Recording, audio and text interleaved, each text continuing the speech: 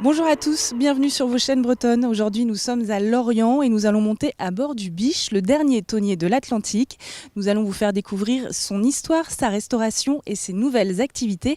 Mais d'abord, place à l'actualité régionale avec les rédactions de TBO, TB Sud et du Télégramme. Émotion à Questembert, près de Vannes, après la mort de Sami Abdelmalek. Le jeune homme de 28 ans a succombé samedi soir au coup porté par une bande lors d'une altercation sous les halles du village. Dimanche, 4 jeunes ont été interpellés et placés en garde à vue. La mère Marie-Annick Martin a appelé ce lundi à ne pas céder à la tentation de la vengeance. Une marche blanche sera organisée mercredi, en fin d'après-midi. D'où proviennent les teneurs records de plomb en rade de Brest? Le réseau des contaminants chimiques envisage de cartographier les fonds sédimentaires du sud de la rade et de l'Aulne pour identifier les sources polluantes. Mais les scientifiques ont déjà des suspects en tête, les mines argentifères des monts d'Arrée dont les eaux de ruissellement se déversent dans l'Aulne. Première victime, les éleveurs de moules obligés d'arrêter leur production à l'embouchure. Nouvelle enquête sur les bébés nés sans main. La ministre de la Santé Agnès Buzyn l'a annoncé ce dimanche en jugeant insupportable que ces cas groupés restent sans explication. Pour rappel, à Guidel, dans le Morbihan, 4 bébés sont nés avec des malformations entre 2011 et 2013. La ministre a aussi assuré qu'il était hors de question d'arrêter les subventions des registres qui répertorient ces cas.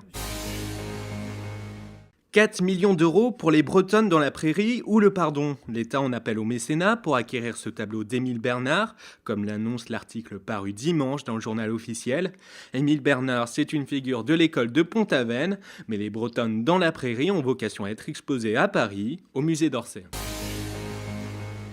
La torche en course pour devenir olympique. À l'occasion de l'ouverture des WEF Games ce week-end, le pays bigoudin a officialisé sa candidature pour accueillir les probables épreuves de surf des JO de Paris 2024. La torche serait en tête de liste avec 3 autres sites candidats en France. Encore faut-il que les épreuves olympiques de surf soient confirmées. Réponse après les Jeux de Tokyo 2020. Locmélard, son bourg, sa mairie, son église et bientôt son premier bar-épicerie. Cela n'était pas arrivé depuis plus de 20 ans. Après avoir trouvé le lieu et ses futurs gérants, l'heure est à présent aux travaux. Samedi, une quinzaine d'habitants sont venus prêter main forte. Donc l'idée, c'était d'apporter un petit peu notre contribution au projet qui nous tient tous à cœur. Et voilà, s'approprier un petit peu le projet. On a zéro commerce, oui, pour l'instant. D'où l'importance de l'ouverture de celui-ci. En 2014, lors d'un sondage, les 471 habitants sont invités à exprimer leurs attentes concernant leur commune. En ressort le besoin d'un lieu d'échange et d'un commerce de proximité. En 2015, la municipalité fait l'acquisition de la maison paroissiale. Puis elle fait la rencontre d'un jeune couple de Loire-Atlantique, des idées plein la tête. C'était vraiment d'avoir un lieu où on puisse bien nourrir et le corps et l'esprit. Avec cette idée que, en fait, le bistrot, c'est un prétexte, on va dire, pour pouvoir avoir vraiment ce lieu de rencontre et de partage et d'échange, sur tout plein de sujets. Alors là, on se trouve dans la future salle d'activité du bistrot, c'est-à-dire une salle qui est très importante pour nous puisqu'on pourra y développer des activités telles que le chant, la danse, une partie de belote, des réunions d'associations, des réunions d'entreprise. Un projet participatif et collaboratif avec une gouvernance collective. La structure fonctionnera en SIC, Société coopérative d'intérêt collectif. C'est un défi pour une petite commune parce que c'est un engagement financier, c'est une interrogation sur la réussite. Mais quand on voit comment la population répond, puisque la salle était comble à chaque réunion publique, on peut se dire qu'il y a une réelle attente.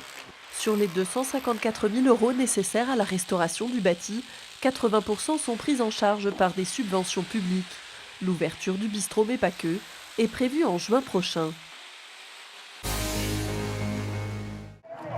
Faire d'une friche industrielle un lieu culturel, c'est le défi que s'est lancé le Théâtre des Arts Vivants à Tex-Noyello dans le Morbihan. Sur les 16 000 m² de cette ancienne usine de béton, la deuxième édition du festival Reconstruisons la cimenterie continue de poser ses briques.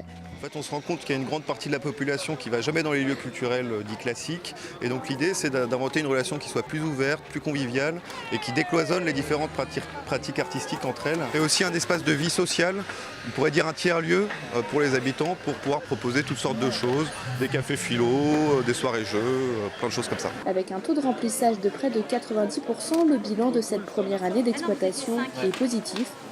Et ici, les arts de rue se déclinent sous toutes ses formes. Cirque, théâtre, ateliers participatifs, l'idée plaît. L'événement sur Facebook de l'atelier participatif, j'avais vu un peu qu'il y avait pas mal d'activités sur la cimenterie. Et par curiosité, on est venu, on s'est dit on va voir comment ça se passe. Et puis on s'est prêté au jeu de faire un banc. Donc voilà, on en a fait un. Je pense qu'on peut faire toute une maison maintenant grâce à ça. Un projet qui est né de l'envie de la municipalité de se doter de ce lieu atypique. La commune de 8000 habitants a redistribué son budget culturel pour allouer 50 000 € à la cimenterie, mais quelques barrages viennent perturber sa réalisation. Aujourd'hui, le projet de la cimenterie se trouve au cœur d'une ZAC, une zone d'aménagement concerté. Donc c'est un projet d'urbanisation de la commune sur une échéance de à peu près 15 à 17 ans. Sachant qu'aujourd'hui, l'arrêté du préfet concernant le lancement de cette ZAC a été attaqué par une association. Mais du coup, cela met un petit peu à mal, en tout cas, le projet de la ZAC, il est certain, et du coup fragilise aussi le projet de la cimenterie. Mais les premières pierres sont solides et l'association Théâtre des Arts Vivants prépare la suite, un café associatif, un espace de glisse ou encore un jardin partagé.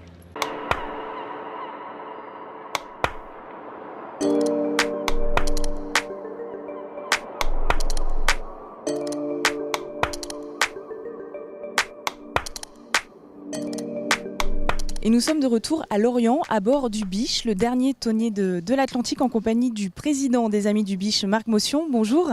Bonjour. Alors ce bateau, il a toute une histoire. Il a été construit en 1934 au Sable d'Olonne. Quel était son rôle ? Il était construit comme de nombreux autres tonniers donc à l'époque pour aller à la pêche au thon. Sachant que Groix était le principal porte-tonnier français à l'époque. Et donc il y avait 6 conserveries, il y avait plusieurs centaines de bateaux de ce type qui était basé à Groix et donc qui fait la richesse de Groix pendant presque un demi-siècle. Et à quel moment ce bateau il a arrêté de devenir un tonnier ? Qu'est-ce qu'il est devenu ? La longue histoire du Biche, on en a écrit un livre. Et donc Biche a pêché jusqu'en 1956. Ensuite il est parti comme bateau dortoir dans une école de voile en Belgique. Ensuite à partir de 1970 il est parti faire du charter en Angleterre. Et puis en 1992, il a été racheté par le port musée de Douarnenez, qui n'a pas eu les moyens de mener à bien un chantier de restauration, qui a désiré le mettre en vasière dans les années 2000-2002. Et notre association s'est constituée à ce moment-là pour extraire le bateau du musée et puis lancer un chantier de restauration dans le but de refaire naviguer ce bateau. Alors vous parlez du chantier de restauration, il a commencé en 2009, il a duré à peu près 3 ans, le bateau a été remis à l'eau en 2012. Quand vous l'avez récupéré, il n'était pas du tout tel qu'il est aujourd'hui. Quels sont les principaux travaux ? Comment ça s'est passé ? Je crois que vous êtes presque reparti de zéro, vous avez tout déconstruit.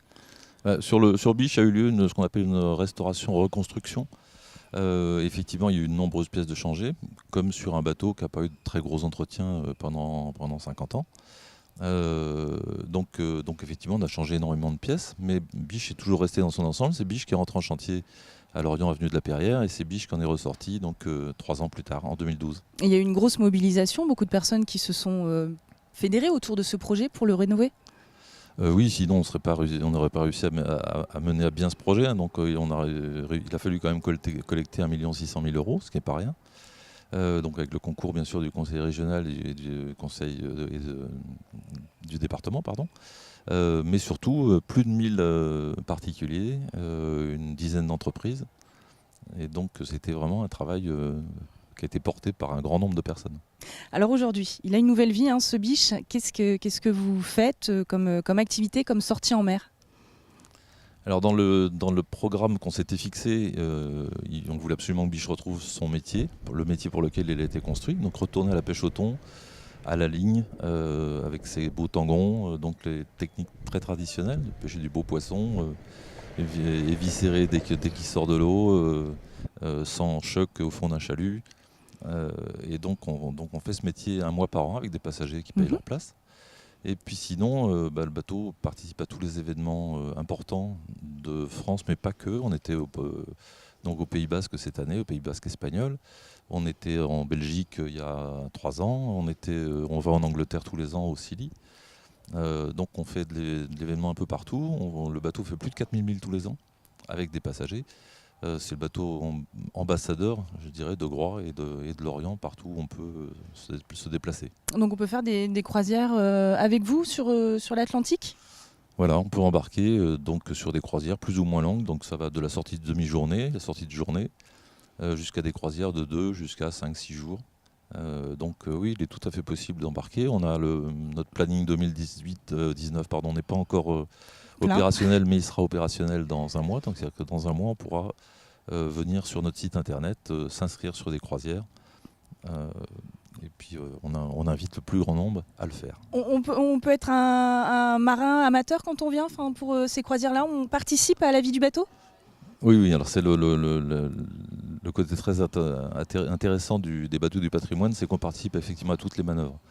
Ce sont des bateaux qui demandent beaucoup de bras pour envoyer une grand voile ou pour faire une manœuvre quelle qu'elle soit, même un virement de bord simple demande 10 personnes au boulot.